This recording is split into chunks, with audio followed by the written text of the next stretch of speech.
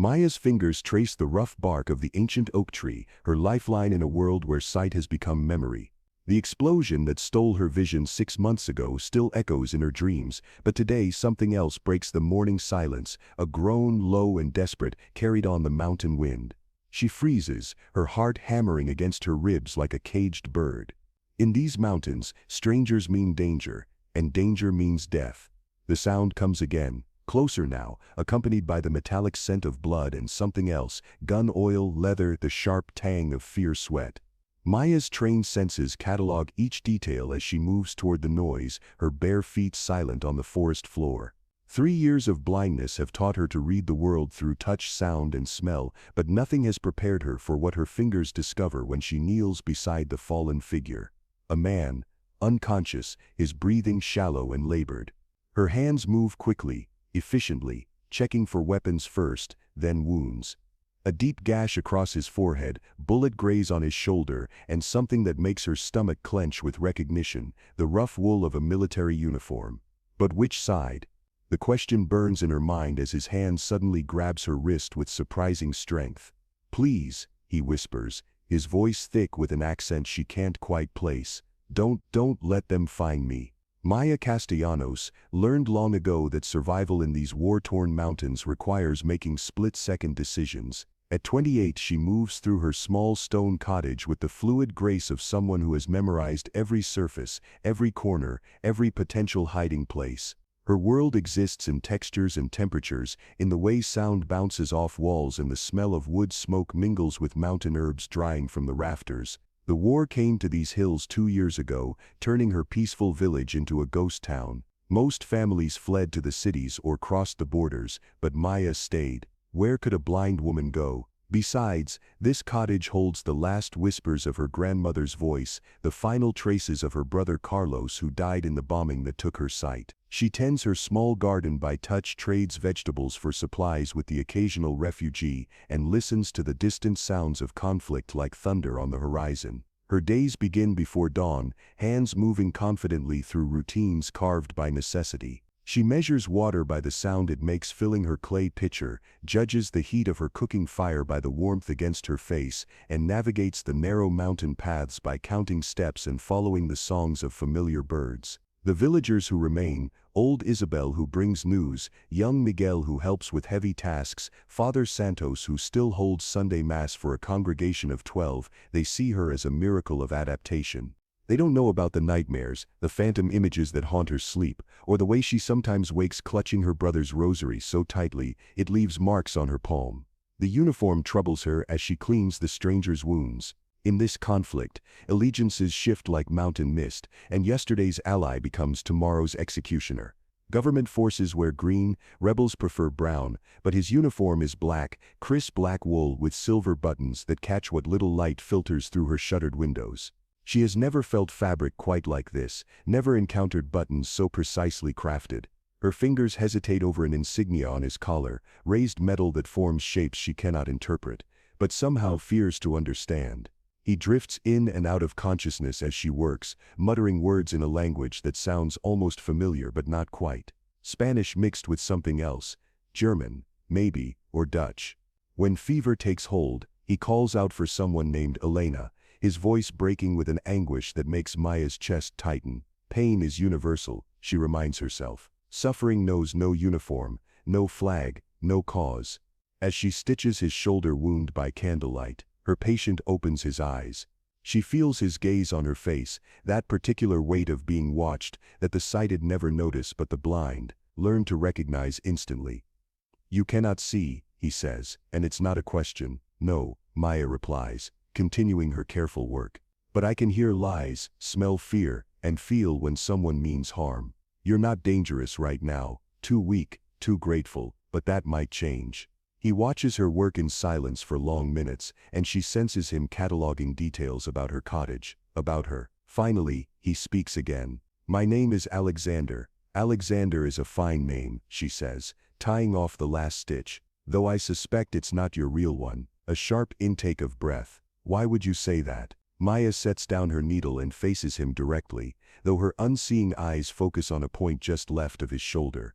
Because real names are heavy things in times like these. They carry histories, consequences, connections that can get people killed. Alexander is light, easy to carry, easy to discard. What matters is that you're hurt and human, and I have hands that can help heal. Her words hang in the air between them like smoke from her cooking fire. Outside, wind rattles the wooden shutters, and somewhere in the distance, the faint rumble of vehicles on the mountain road reminds them both that safety is temporary, that this moment of peace exists in a world at war. 3 days pass before Alexander can sit up without wincing. Maya finds herself listening for his breathing when she wakes, measuring his recovery by the steadying rhythm of his heartbeat when she checks his bandages. He tells her fragments of stories: a sister who makes the best apple strudel in the world, a dog named Klaus who waits for him somewhere far from these mountains, childhood memories of snow-covered forests and church bells ringing across frozen lakes.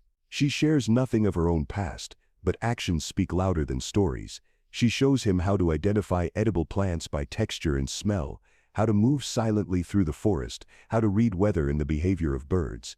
When his fever spikes on the second night, she sits beside his makeshift bed, cooling his forehead with damp cloths and humming lullabies her grandmother once sang to chase away her childhood nightmares. "You have kind hands," he murmurs during one of his clearer moments. Maya pauses in her ministrations. "Hands remember what hearts try to forget. Mine remember healing, because my grandmother was the village healer. They remember music because my brother taught me guitar. They remember violence because..." She stops, her fingers stilling against his fevered skin. Because the bomb that took my sight also took my brother's life. My hands remember digging through rubble, trying to find him, touching pieces of what used to be our home. They remember blood and ash, and the terrible silence after explosions. Alexander captures her hand gently, his thumb tracing the small scars that cross her knuckles, evidence of that desperate futile search. "I'm sorry," he whispers, and something in his voice makes her believe he understands loss in ways that go beyond mere sympathy. On the 4th morning, Maya wakes to the sound of chopping wood. She finds Alexander outside, moving carefully but steadily as he splits logs for her winter supply. His shoulder wound has healed remarkably well, and the head injury that brought him to her door has left only a thin scar across his temple. "You're feeling better," she observes, settling on her front step to listen to his work. "Better enough to be useful. You've given me life back, let me help preserve yours." They work together throughout the day, Maya teaching him how she organizes her garden, how she preserves vegetables, how she navigates the forest paths that connect her cottage to the few neighbors who remain. He learns quickly, adapting to her methods with an intuition that surprises her. When she reaches for tools, he anticipates which ones she needs. When she moves through her cottage, he stays out of her way without being asked. "You've known blind people before," she says during their evening meal. Alexander's spoon clatters against his bowl. "What makes you think that?" "The way you speak to me directly, not louder than necessary. You don't grab my arms to guide me or move my things without asking. And you understand that when I turn my head to listen, I'm not ignoring you." "My sister," he says after a long pause. "Elena. She lost her sight in an accident when we were children. I learned to see the world through her experiences." Maya nods, filing away this new piece of information. Elena, the name he called during his fever dreams. Where is she now? The silence stretches so long, Maya wonders if he heard the question. When he finally speaks, his voice carries a weight that makes her chest tighten. "I don't know. The war, families get scattered. Sometimes keeping the people you love safe means leaving them behind." That night, Maya lies awake listening to Alexander's breathing from his bed across the room. Something in his story doesn't align, small inconsistencies that her heightened senses have learned to detect. The way he moves sometimes suggests military training beyond basic service. His hands are soft in places where a laborer's would be call used, but hard where weapons might rest. And his accent shifts subtly when he's tired or emotional, revealing layers of languages beneath the careful Spanish he speaks with her. But she also hears the truth in his grief for Elena, feels the genuine gratitude in his voice when he thanks her for small kindnesses. Whatever secrets Alexander carries, his capacity for both tenderness and pain is real. In a world where deception often means survival, Maya chooses to focus on what she knows is authentic: his healing body, his willing help, and the way her cottage feels less empty with another heartbeat sharing its walls. The first sign of trouble comes with old Isabel's weekly visit. The elderly woman arrives earlier than usual, her walking stick tapping urgently against Maya's door. "Child," Isabel says without preamble, "there are men asking questions in the village. Foreign men with serious faces and expensive boots. They're looking for someone." Maya's blood chills, but she keeps her voice steady. "What kind of questions?" "About strangers, especially wounded ones. They have photographs, Maya, and descriptions. They say they're hunting a dangerous criminal, someone who's killed innocent people." Isabel's weathered hand finds Maya's arm. "Please tell me you haven't done anything foolish." From inside the cottage comes the soft sound of Alexander moving, and Maya knows he's listening to every word. She guides Isabel away from the door, toward the garden where their conversation might not carry as clearly. "I've helped a hurt man, nothing more," Maya says carefully. "In grandmother's time, healers didn't ask for identification before binding wounds." Isabel's grip tightens. "These aren't normal times, child. These men, they have the look of hunters who've been tracking their prey for a long time. They speak of justice and capture, but their eyes promise violence. Whatever you think you know about your stranger, be careful. Sometimes kindness can be a trap." After Isabel leaves, Maya sits in her garden for a long time, running her fingers through the soil and trying to make sense of the fear now lodging in her throat. She has survived this long by trusting her instincts, and those instincts are screaming that danger approaches like a storm front she can feel in her bones. When she finally goes inside, Alexander is sitting at her small table, his posture rigid with tension. "You heard?" she says. "I heard." Maya moves to her place across from him, her hands folded carefully in her lap. "Are you a dangerous criminal, Alexander?" The pause before his answer tells her everything she needs to know, even before he speaks. That depends on who's defining criminal. In war, one side's hero is another side's villain. "I've done things that were necessary, but not always things I'm proud of." "Have you killed innocent people?" "I've tried never to harm innocents. But in war, innocence becomes a luxury few can afford." Lines blur. Choices that seem clear in peacetime become impossible when survival is at stake. Maya absorbs this, turning his words over like stones in her palm. "And these men hunting you, what do they want? Justice perhaps? Or revenge? Or simply to prevent me from sharing what I know about their own crimes?" Alexander's chair creaks as he leans forward. "Maya, I never intended to bring danger to your door. If they find me here, they won't care about your blindness or your kindness. They'll see you as an accomplice, a threat to be eliminated. Then leave." The words hang between them, harsh and final. Maya hears Alexander's sharp intake of breath, feels the way the air in the room seems to contract around them. "I will," he says quietly. "Tonight after dark, but Maya, there's something else you need to know, something about why they're hunting me." Before he can continue, the sound of vehicles on the mountain road cuts through the evening air. Not the usual supply trucks or refugee caravans, but the purposeful rumble of military engines moving with destination and intent. Maya and Alexander freeze, listening as the sounds grow closer, then stop somewhere near the village center. "They're here," Alexander whispers. Maya's mind races through possibilities, escape routes, hiding places. But as the reality of their situation settles over her like a shroud, she realizes that running might no longer be an option. Whatever truth Alexander carries, whatever danger has followed him to her door, the time for secrets has passed. "Tell me," she says, her voice steady despite the fear clawing at her chest. "Tell me who you really are and what you've done. If I'm going to die for helping you, I deserve to know why." The silence that follows fills with the weight of unspoken truths and the distant sound of men's voices carrying orders across the mountain air. Outside, shadows lengthen toward night, and Maya waits for Alexander to speak the words that will either save them both or seal their fate. Alexander's breathing changes, becoming deeper, more deliberate, as if he's gathering courage for a confession that might shatter everything between them. When he finally speaks, his voice carries the hollow tone of a man preparing to lose the only sanctuary he's found. "My real name is Captain Heinrich Volker. I'm an intelligence officer with the Northern Coalition Forces." The words fall like stones into still water, sending ripples of shock through Maya's carefully constructed world. 3 weeks ago, I discovered something that could end this war, or make it infinitely worse. Maya's hands gripped the edge of the table, her knuckles white with tension. The Northern Coalition, the faction responsible for the bombing campaign that devastated her village, that killed her brother, that stole her sight.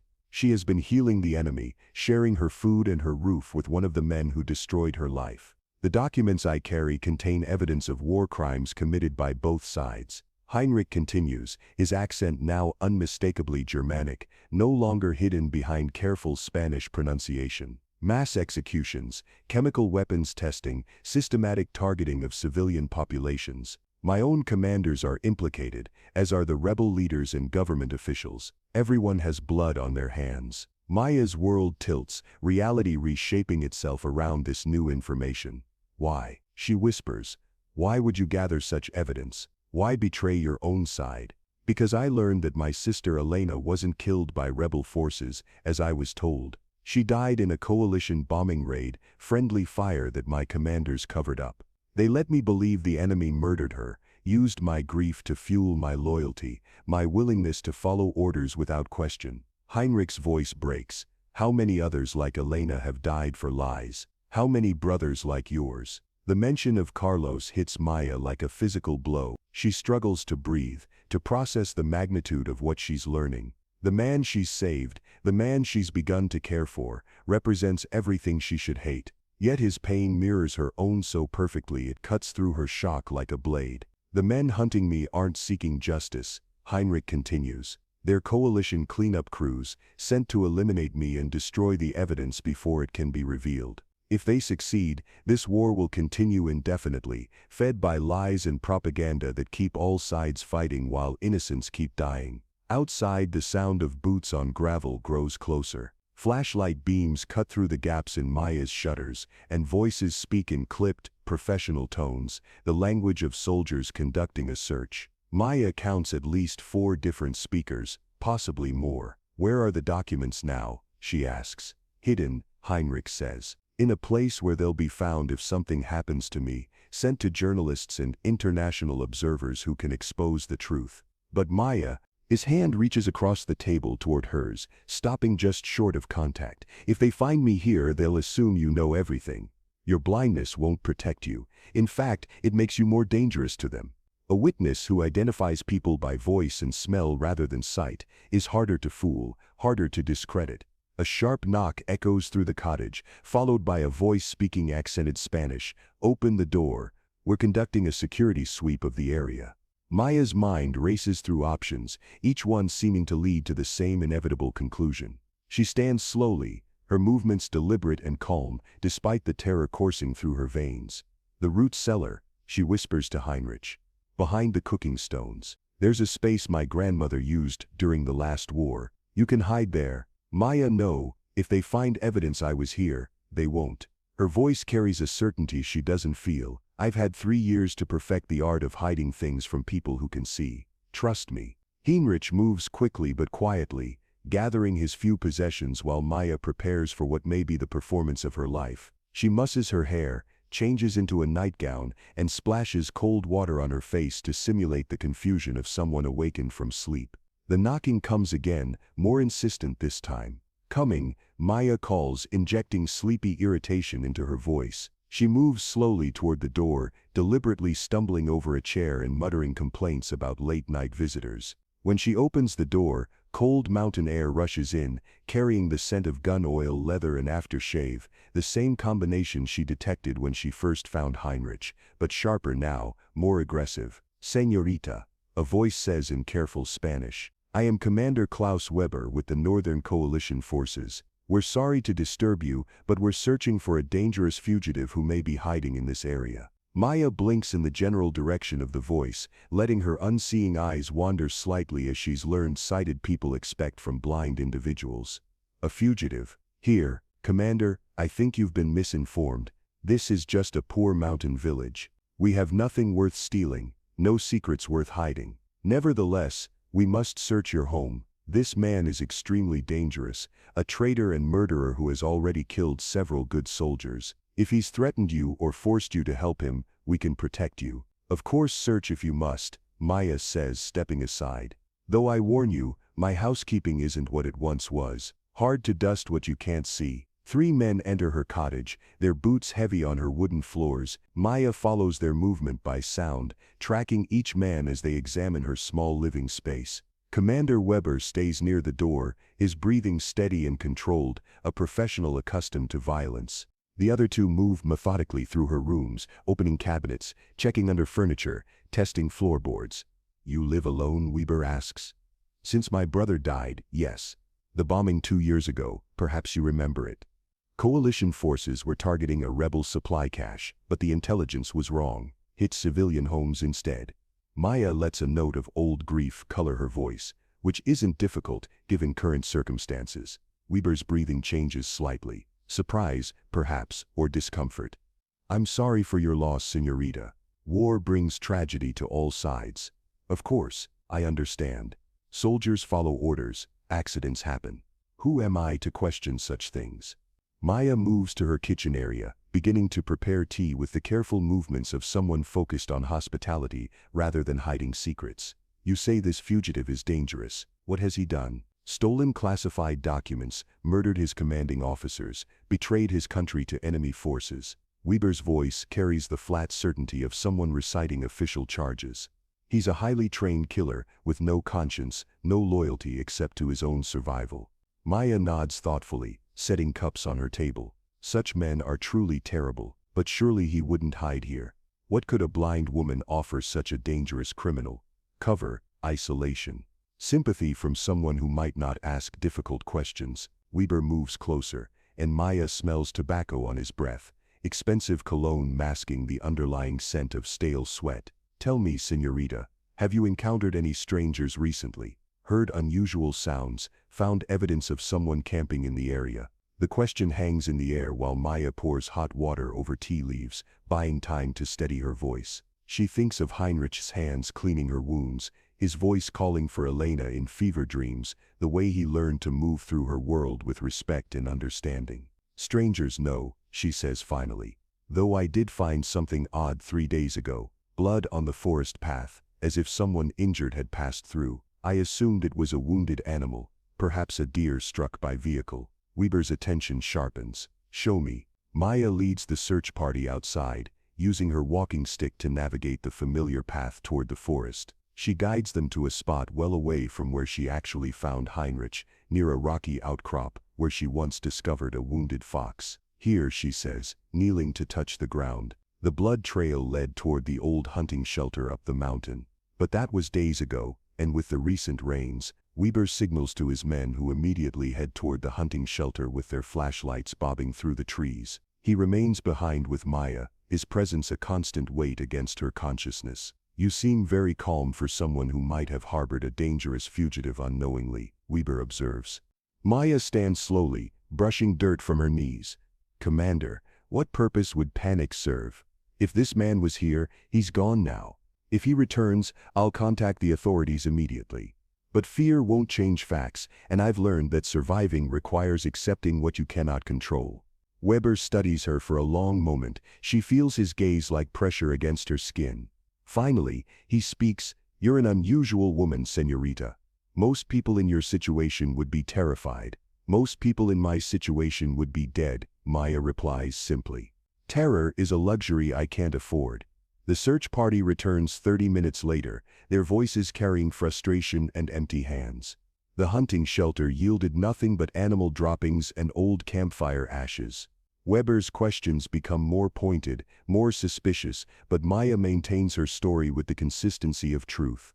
Finally, Weber hands her a communication device, a small radio with simple controls. "If you see or hear anything suspicious, contact us immediately. This frequency will reach our patrol base. Press the red button and speak clearly." "Of course, Commander, though I should mention, I don't see anything at all these days." Weber's laugh holds no humor. "A figure of speech, Señorita, though perhaps your other senses might detect what eyes cannot."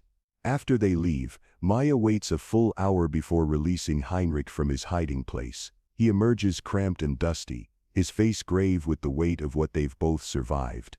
"They'll be back," he says quietly. Weber's suspicious, and he's not the type to abandon a hunt easily. "I need to leave tonight, get as far from here as possible before dawn."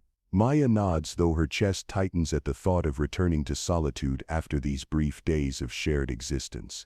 "Where will you go?" "South, toward the border. I have contacts there who can get the documents to international observers. Heinrich pauses, then continues with obvious difficulty. Maya, what I said about war crimes, your brother's death is documented in those papers. The coalition knew they were hitting civilian targets that day. The orders came directly from my former commanding officer. The words hit Maya like physical blows, confirming what she suspected but never allowed herself to believe. Carlos died not by accident or tragic misfortune, but by deliberate calculation, acceptable losses in someone's strategic equation. Why tell me this, she whispers. Because you deserve truth. Because hiding it makes me complicit in his murder. And because. Heinrich's voice breaks slightly. Because in healing me, you've shown more honor than anyone in my chain of command. You saved the life of your brother's killer, Maya. That kind of forgiveness, I don't know if I could have done the same. Maya feels tears starting hot tracks down her cheeks that she doesn't try to hide.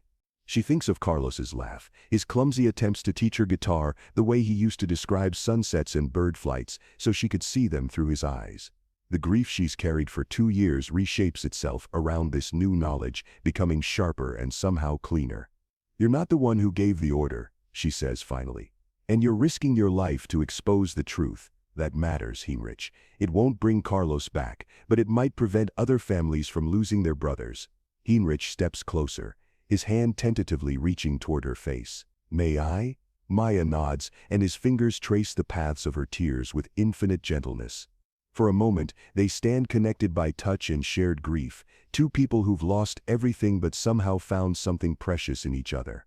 I have to go, Heinrich whispers. I know. If they return, if Weber becomes suspicious, I can handle Weber. I've been surviving in a world that doesn't see me for 3 years. A few more suspicious soldiers won't break me now. Heinrich's thumb brushes across her cheek one last time. What you've done for me, what you've risked. I'll never forget it. Whatever happens, I'll never forget that kindness still exists in this world. Maya reaches up to cover his hand with hers. Promise me something. Anything. When this is over, when the truth comes out and the war ends, find Elena, or let her find you. Don't let grief and guilt keep you apart forever. The dead don't want the living to stop loving. Heinrich's breath catches, and she feels the tremor that runs through his body. How did you know Elena was alive? Because you speak of her in present tense when your guard is down. Because your grief is for separation, not death. And because hope is harder to kill than we think, even when we want it to die. As dawn approaches, Heinrich gathers his hidden documents, and the small pack Maya has filled with food and medical supplies. They don't speak of the future, of whether they'll ever see each other again, of what might have been in a world without war and secrets and impossible choices. At the cottage door, Heinrich turns back one final time. Maya, he says, and her name in his voice carries the weight of everything unsaid. Thank you for teaching me how to see. Then he's gone, disappearing into the pre-dawn forest like a shadow returning to darkness. Maya stands in her doorway for a long time, listening to the mountain silence and feeling the shape of her world reformed around truth and loss and the strange alchemy of love found in impossible circumstances. 6 weeks later, the radio Weber gave her crackles to life with news that changes everything. An international investigation has exposed systematic war crimes by all factions in the conflict. Ceasefire agreements are being signed. Heinrich's documents have done their work, though the reports make no mention of his name or fate. Maya keeps the radio close, hoping for word that never comes. But sometimes, in the early morning hours when the mountain mist carries strange echoes, she thinks she hears Elena's laughter mixing with the wind, a sound of reunion, of healing, of family love that transcends all the boundaries war tried to impose. The cottage feels different now, marked by memory and transformation. Maya tends her garden with hands that remember healing an enemy, sits by her fire thinking of eyes she never saw but somehow learned to love. She has survived the war, survived the truth, survived the terrible knowledge that kindness can bloom even in soil poisoned by hatred. When old Isabel brings news of the peace talks, Maya shares tea and small cakes, listening to descriptions of soldiers laying down arms, of families beginning to return to abandoned villages. The healing will take generations, but it has begun. You seem different, child, Isabel observes. Sadder but somehow stronger. What happened during those weeks when the soldiers came searching? Maya considers her answer carefully, running her fingers over the small radio that connects her to a wider world of hope and possibility. I learned that truth is heavier than we imagine, she says finally, but also that carrying it together makes the weight bearable. I learned that enemies can become human when you see past their uniforms. And I learned that sometimes the greatest act of resistance is simply refusing to let hatred win. Isabel nods wisely. Your grandmother would be proud. She always said the strongest people aren't those who never fall, but those who fall and still choose to heal. As evening settles over the mountains, Maya sits on her front step and listens to the sound of construction in the valley below, homes being rebuilt, lives being reclaimed, futures being imagined. The war is ending, piece by careful piece, truth by painful truth. Somewhere beyond the horizon, Heinrich walks free with his sister Elena, or he rests in peace knowing his sacrifice mattered. Either way, Maya carries him with her, not as regret or loss, but as proof that love can survive anything, even the discovery of impossible truths. She traces her brother's rosary between her fingers and whispers a prayer of gratitude to the mountain wind. For survival, for healing, for the courage to keep choosing kindness even when kindness seems like madness. The dead sleep peacefully when the living refuse to surrender their humanity to hate. In the gathering darkness, Maya rises and goes inside to prepare tomorrow's bread, her hands steady and sure, her heart marked but unbroken. The war is ending, and she has work to do, gardens to tend, wounds to heal, truth to honor with each choice to love rather than destroy. The sound of peace, she discovers, is quieter than war but infinitely more powerful. It lives in the space between heartbeats, in the pause before forgiveness, in the moment when enemies recognize each other as human. Maya carries that sound with her into whatever tomorrow brings, knowing that some truths are worth the risk of everything, even love born from the ashes of impossible circumstances. Years later, when children ask her about the war, Maya will tell them that the strongest weapon is not the one that destroys enemies, but the one that transforms them into friends. She will speak of hands that learn to heal before they learn to hate, of eyes that see clearly even in blindness, and of hearts brave enough to love across the deepest divides. But tonight, she simply kneads bread and listens to the wind, carrying within her the sound of truth finally spoken, of love finally acknowledged, and of peace finally possible. The war is over, and the healing has begun, one choice, one kindness, one moment of human connection at a time. In the distance, church bells ring across the valley, calling the faithful to evening prayers. Maya adds her voice to their song, offering gratitude for survival, for truth, for the mysterious ways that light finds its way into even the darkest places. She has been tested by war and emerged with her capacity for love intact, scarred but unbroken, forever changed but eternally hopeful. The sound of truth, she knows now, is indistinguishable from the sound of love. Both require courage to speak, wisdom to hear, and strength to carry forward into an uncertain but luminous future.